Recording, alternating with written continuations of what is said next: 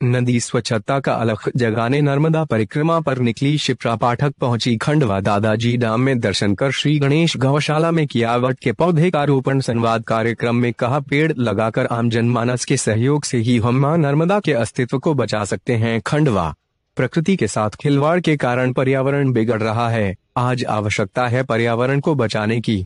मां नर्मदा देश के साथ ही मप्र की जीवनदायिनी है और मां का यह स्वरूप सतत इसी प्रकार बना रहे, इस उद्देश्य को लेकर मां के दिए निर्देश एवं उनके आशीर्वाद से ही मां नर्मदा के प्रकट उत्सव के दिन मैंने 1 करोड़ पौधे लगाने का संकल्प लिया है।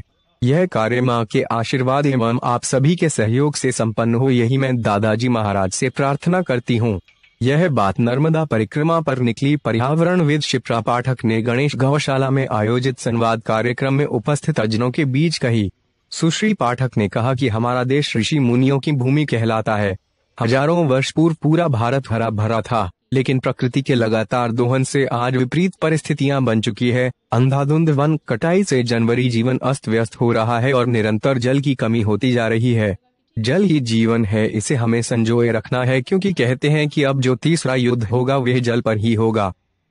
इस युद्ध से बचने के लिए जल का सदुपयोग करें। वृक्ष जितने ज्यादा लगेंगे उतना जल हमें प्राप्त होगा। मां नर्मदा की परिक्रमा के दौरान देखा कि तटों पर रेत का खनन और वनों की कटाई से नर्मदा का अस्तित्व खतरे में नजर आ रहा है। हम सब यह संकल्प लें कि नर्मदा के तटों पर हमारे पुत्र पुत्रियों की भांति पौधे का रोपण कर उसकी देखभाल करें, उसका पालन पोषण करते हुए बड़ा करें। सुश्री पाठक ने कहा कि अंधविश्वास के नाम पर हम सनातन से खिलवाड़ कर रहे हैं। पूर्णिमा और अमावस्या के दिन हम मां नर्मदा में डुबकी लगाकर अपने आप को तो पवित्र कर रहे हैं, लेकिन मां का मेला कर रहे हैं। स्नान के बाद फिर हम मां के स्वरूप को नहीं देख पाते कि वह किस हाल में जी रही है। शासन प्रशासन भी लगातार इस पर कार्य कर रहा है, लेकिन जमीनी स्तर पर जो कार्य होना चाहिए वह कार्य नहीं हो रहा है। आम जनमानस के सहयोग से ही हम मां नर्मदा के अस्तित्व को बचा सकते हैं। अपने लिए तो सब जीते हैं, औरों के लिए यदि हम जिए तो वही मानव धर्म कहलाता है। प्रकृति ने हमें निःशुल्क जल हवा दी है, उसका दोहन न करते हुए उसको बचाए। आज हम देख रहे हैं कि महाराष्ट्र के साथ ही अन्य प्रांतों में पानी की समस्या लगातार बढ़ती जा रही है। 7 दिनों में पानी प्राप्त हो रहा है। टैंकरों के माध्यम से हम पानी प्राप्त कर रहे हैं। हमारे प्रदेश में मां नर्मदा का विशाल स्वरूप है। इसकी रक्षा करने के लिए हमें कदम बढ़ाने होंगे ताकि हमारी आने वाली पीढ़ी सुरक्षित रह सके। समाज सेवी सुनील जैन ने बताया कि आज की युवा पीढ़ी इंटरनेट, सोशल मीडिया और अपने करियर की फिक्र में ही उलझी है। सामाजिक सरोकारों से दूर भागने वाली इस पीढ़ी की ही एक बेटी शिप्रा पाठक अपने कदमों से मिसाल की लकीर खींचने निकल पड़ी। नदी जल स्वच्छता की अलख जगाने के लिए नर्मदा की 3500 किलोमीटर की पैदल यात्रा पर निकली हैं। नर्मदा परिक्रमा पूर्ण करने पर नर्मदा जयंती के पावन अवसर पर दीदी शिप्रा पाठक ने मां के आशीर्वाद को निर्देश मानकर 1 करोड़ पौधे लगाने का निर्णय लिया है। यह पौधे नर्मदा तट के समीप के अलावा बाग बगीचों, घरों के आंगन, गौशालाओं व महत्वपूर्ण स्थानों पर लगाए जाएंगे। इस कार्य में 2.5 लाख पौधे लगाने का निर्णय शिप्रा पाठक के पिता डॉक्टर शैलेश पाठक ने संकल्प स्वरूप लिया है।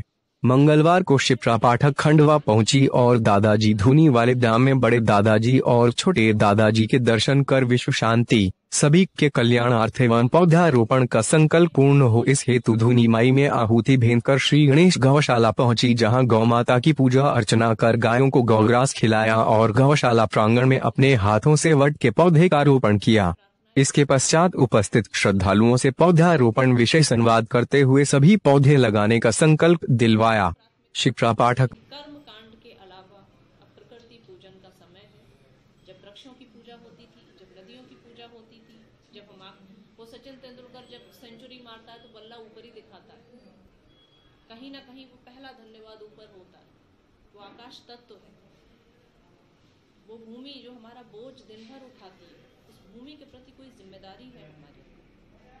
और इसको और बुरी भाषा में अगर मैं बोलूं या और कट्टर सच में बोलूं तो चिता में 2-4 पेड़ तो लेके जाओगे, 1 पेड़ लेके जाओगे तो कम से कम वो तो दे जाओ जिससे जीवित रहते। यही सोच जाओ कि वो कर्जा उतारे जा रहा है। अपने प्रति तो एक कर्तव्य बनता है। मैं आप सबसे निवेदन करती हूँ, ये 1 करोड़ की संख्या का संकल्प शिप्रा पाठक ने नहीं लिया, ये संकल्प माँ ने लिया है और आप सब संतानों के ऊपर लिया। तल पे जो NGOs काम करते हैं, जो संस्थाएं काम करती हैं, मैं कभी किसी के नकारात्मक डिस्कशन में नहीं जाती, उनके पहलुओं में नहीं जाती, पर हर संस्था जो काम करती है वो कुछ ना कुछ आपसे चाहती है।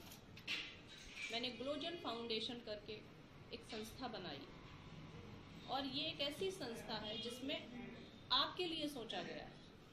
मैं नहीं कहती हूँ आप मुझे पैसे दीजिए, मैं वृक्ष लगाऊंगी।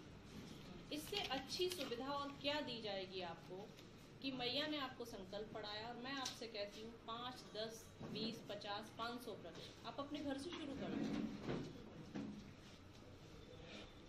कोई इन्वेस्टमेंट ऐसा नहीं है जो आपको किसी दूसरी संस्था के लिए दे देना, आपको अपने ऊपर करना है। संकल्प मेरा पूर्ण होता रहेगा, हमारा पूर्ण होता रहेगा, लेकिन घर आपका हरा भरा होता रहेगा। कितने ऐसे आप ही आसपास देखो, ये सेवा ही करते हैं।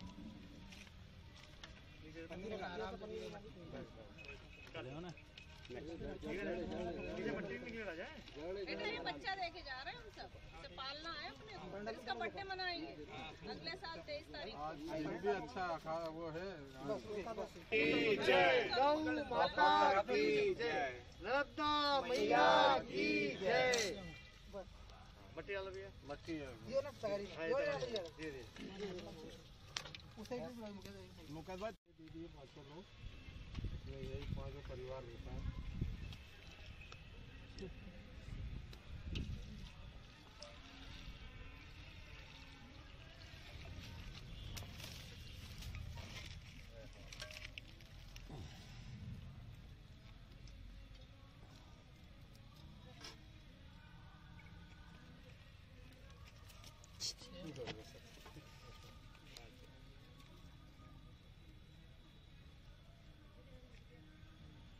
गोपाल कृष्ण भगवान की जय, नर्मदा मैया की जय, गौ माता की जय, भारत माता की जय।